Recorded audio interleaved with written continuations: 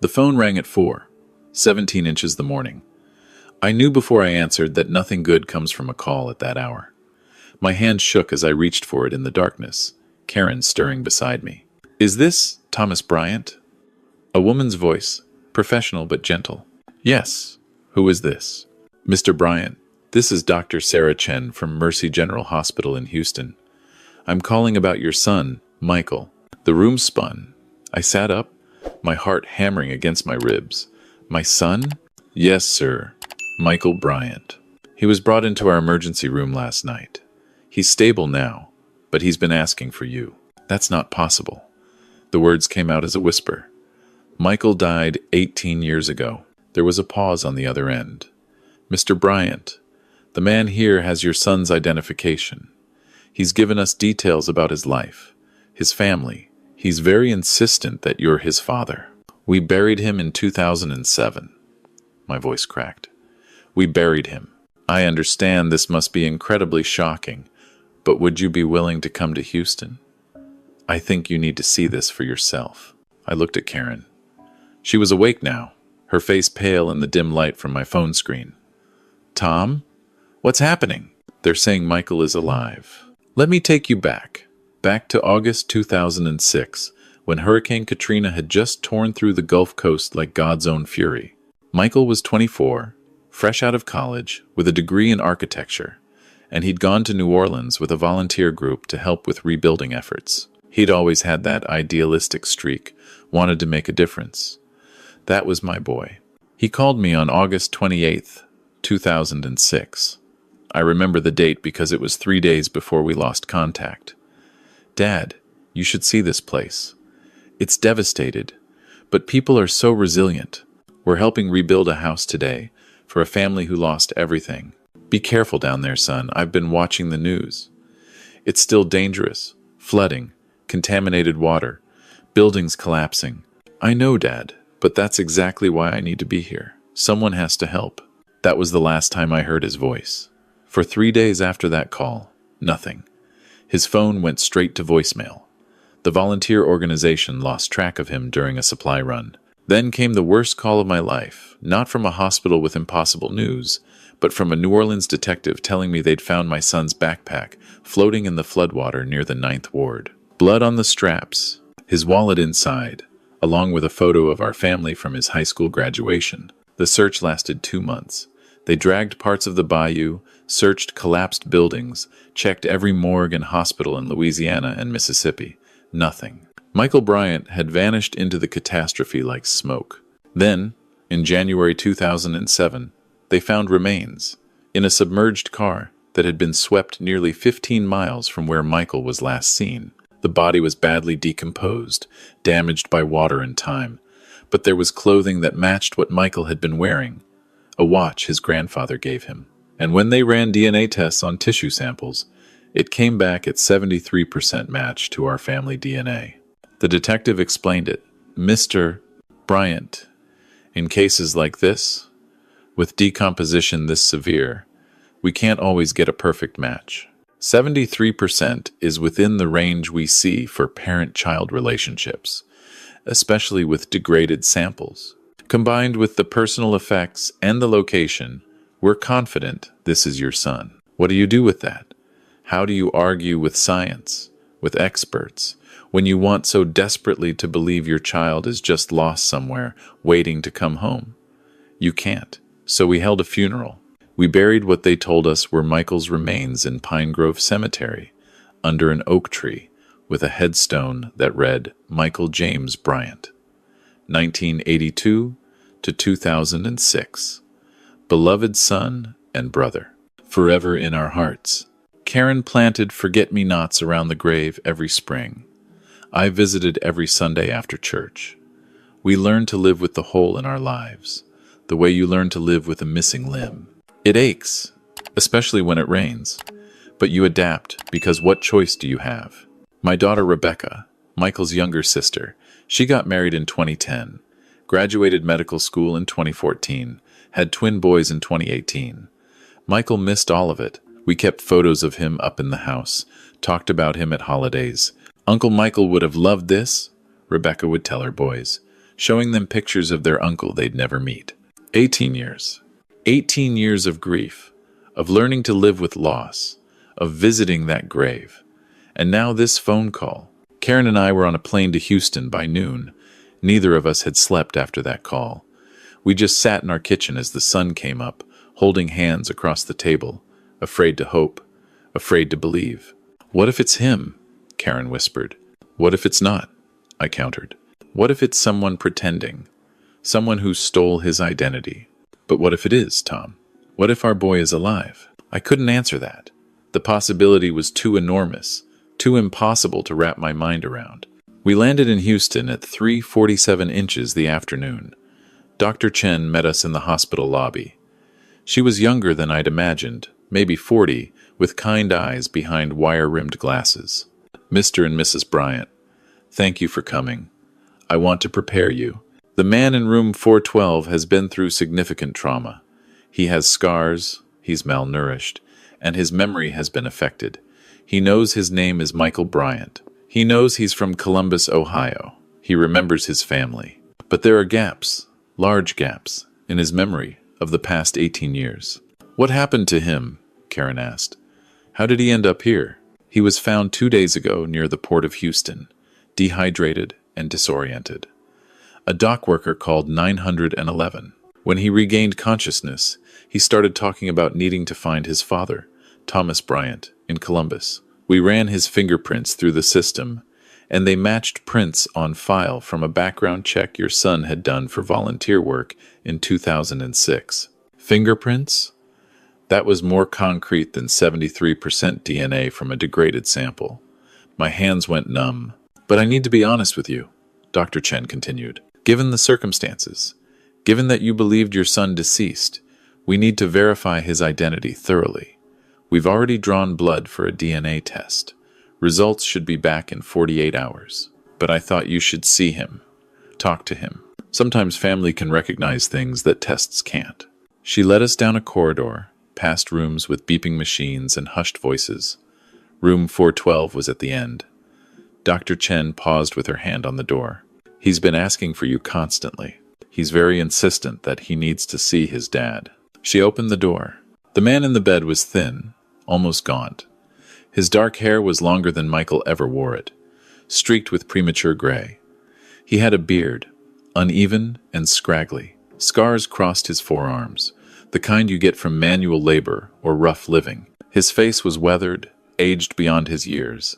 But his eyes, God help me, those were Michael's eyes. He looked up as we entered, and I watched his face transform. Dad? My knees buckled. Karen caught my arm.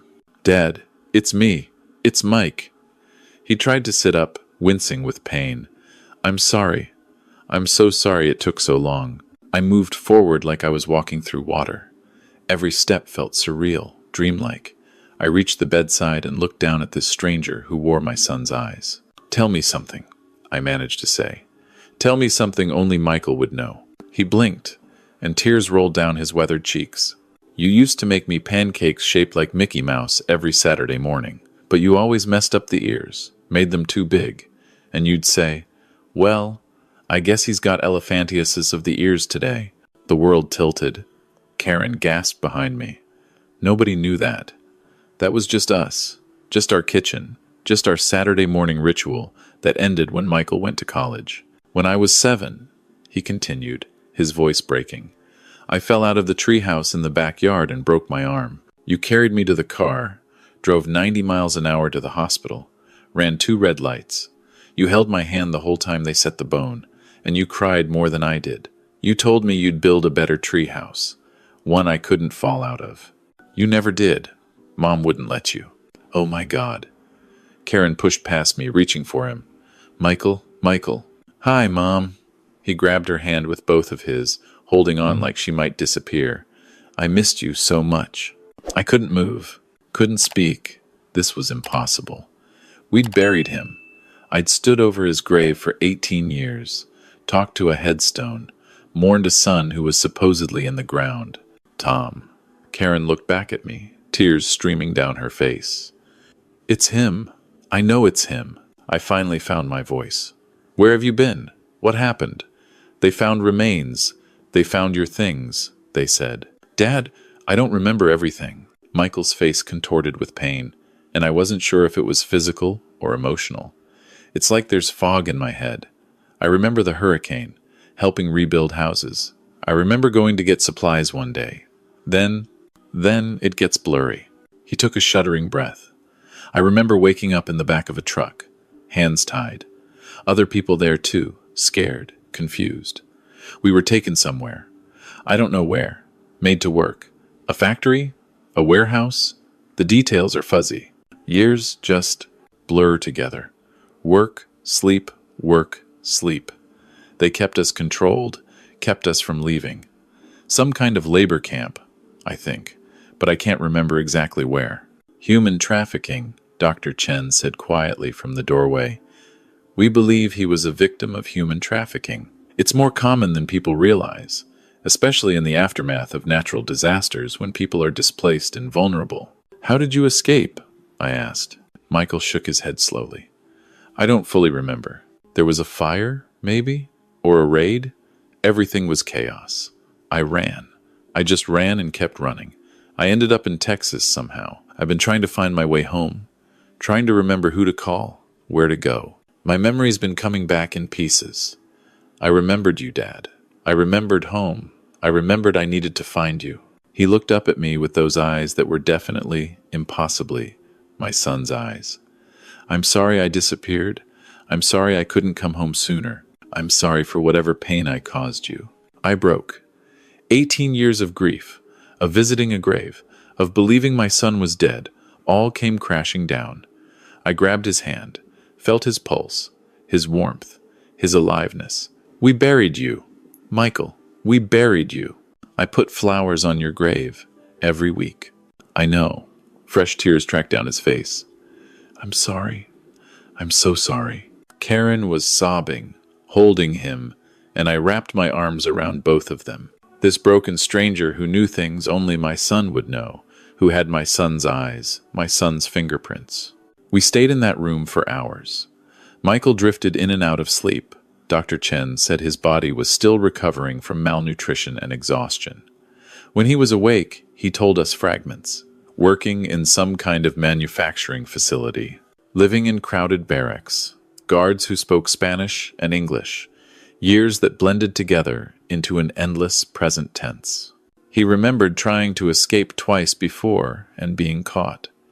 He remembered other people, other captives, though he couldn't recall their names or faces clearly. The fog in my head is starting to lift, he said during one lucid moment.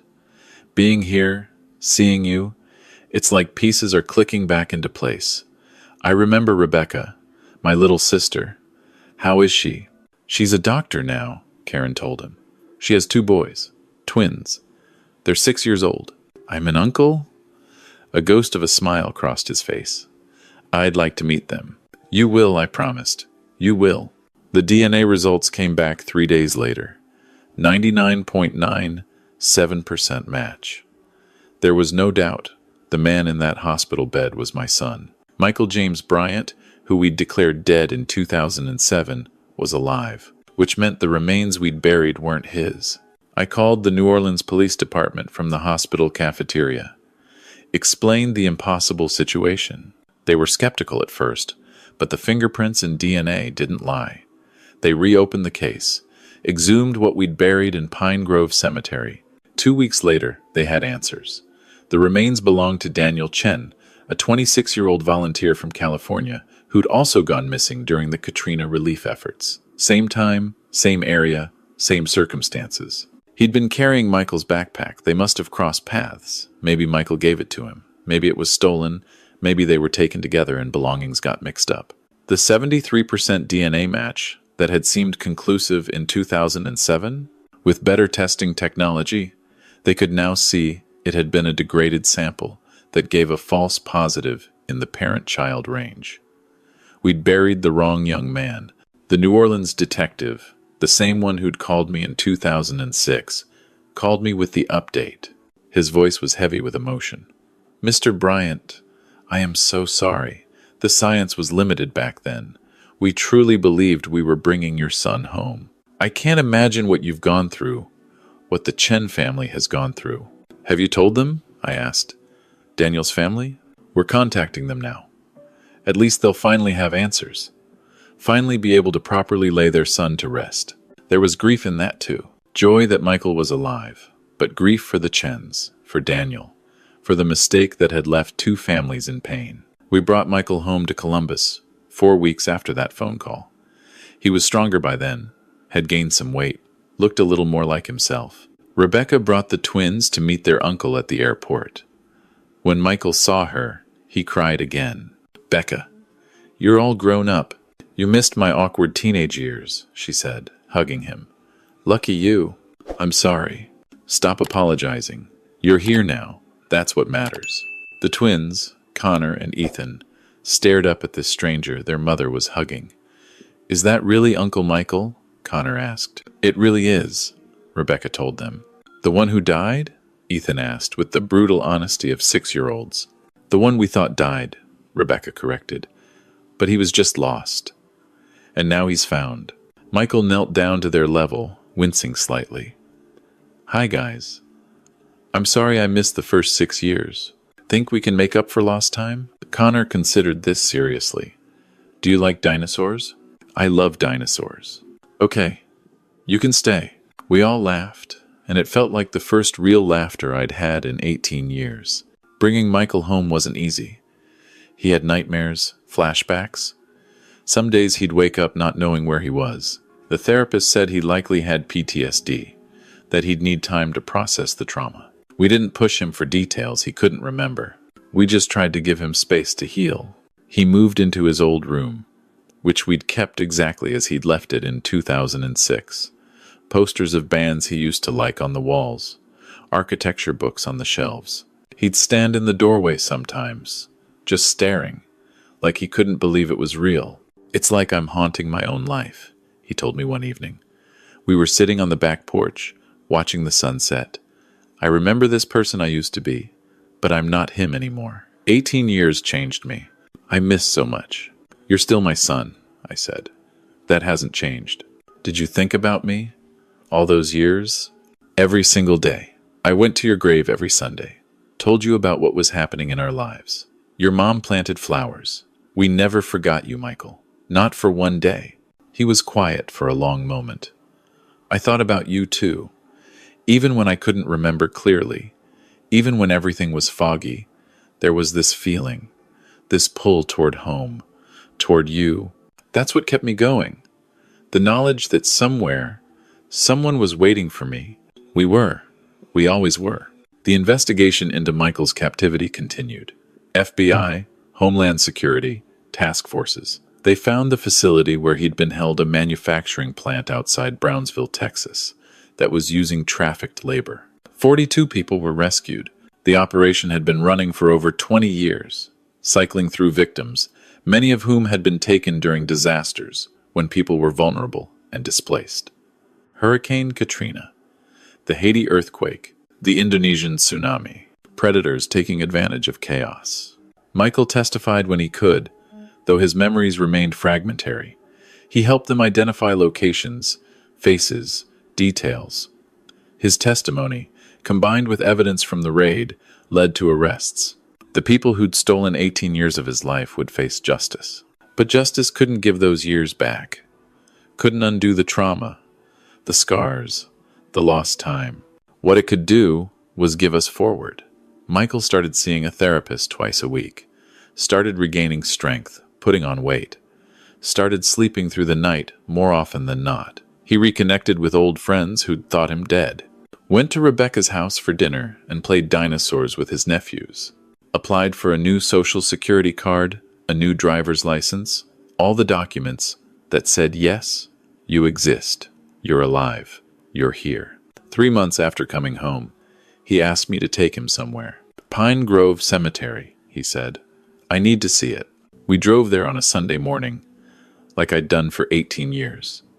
But this time, Michael was beside me in the passenger seat, alive and breathing. We stood in front of the headstone. Someone had already updated it with a small plaque. In memory of Daniel Chen, 1980 to 2006. Returned home 2024. I'm sorry, Michael said softly. Sorry you thought this was me. Sorry you grieved for someone who was still alive. Don't apologize for surviving, son. I keep thinking about his family, the Chens. They thought he was missing for 18 years. At least now they know. At least now they can properly mourn. We'd sent flowers to Daniel's real funeral, attended via video link. Said the words that felt inadequate. We're sorry. We didn't know. His family had been gracious, grateful even, that the mystery was finally solved, that they could finally lay their son to rest properly. Michael knelt and placed his hand on the headstone. Thank you, Daniel, for keeping my name, for holding this place until I could come home. We stayed there for a while. 2 living people at a grave that had defined 18 years of our lives, but no longer held the power it once did. As we walked back to the car, Michael said, I want to do something. With my life, I mean. Those years are gone. I can't get them back. But I can use what happened to me to help others. I want to work with trafficking victims. Help them recover. Help them find their way home. You don't have to decide that now. You're still healing. I know. But I also know what it's like. What it's like to be lost. To have your identity stolen. To fight your way back to yourself. If I can help even one person, make even one person's journey home a little easier, then maybe those 18 years mean something. Maybe they weren't just stolen. Maybe they can be redeemed. I looked at my son, older than he should be, scarred in ways that went deeper than skin, but still fundamentally the same person who'd called me from New Orleans to talk about helping people rebuild, still idealistic, still wanting to make a difference. I'm proud of you, I told him. I was proud of the boy who went to New Orleans. I'm proud of the man who came home. He smiled, and for just a moment, he looked exactly like the 24-year-old who'd waved goodbye 18 years ago. Thanks, Dad. We drove home. Karen was making dinner meatloaf, Michael's favorite from before. Rebecca and the twins were coming over. We'd eat around the same table where I'd sat in the dark months ago, taking an impossible phone call. The house smelled like home, like cooking and life and second chances. Michael was helping Karen set the table when I walked in. She was telling him a story about the twins' last school play, and he was laughing, really laughing. The sound filled every corner of the house that had been too quiet for too long. That night, after everyone had gone home and Michael had retired to his room, Karen and I sat on the couch. She leaned against me, both of us exhausted in the way that comes from emotional overload. Do you think he'll be okay? She asked. I think he's going to try. I think we're going to try together. We got so lucky, Tom.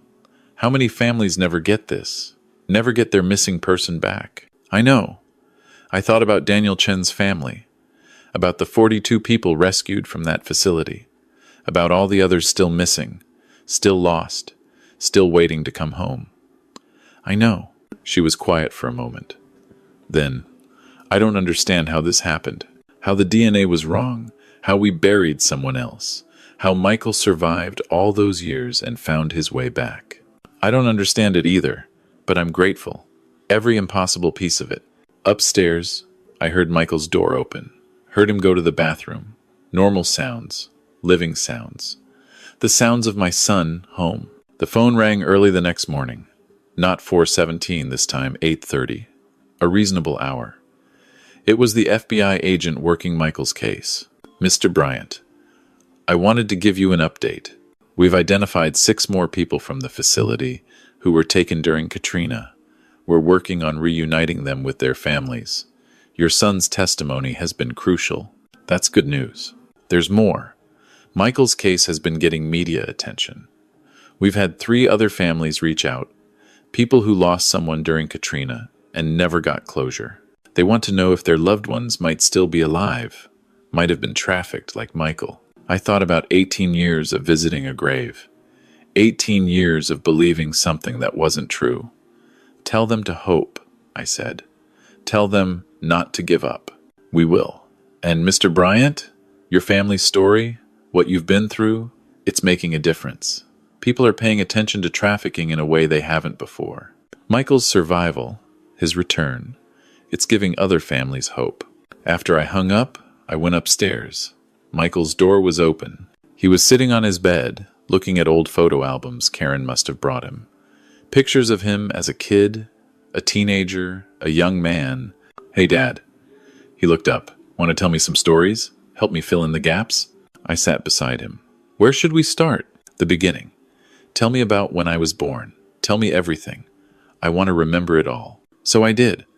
I told him about the day he was born, about bringing him home from the hospital, about his first word and first step, about teaching him to ride a bike and helping him with homework, about Saturday morning pancakes and treehouse falls, and every moment that made up his life before.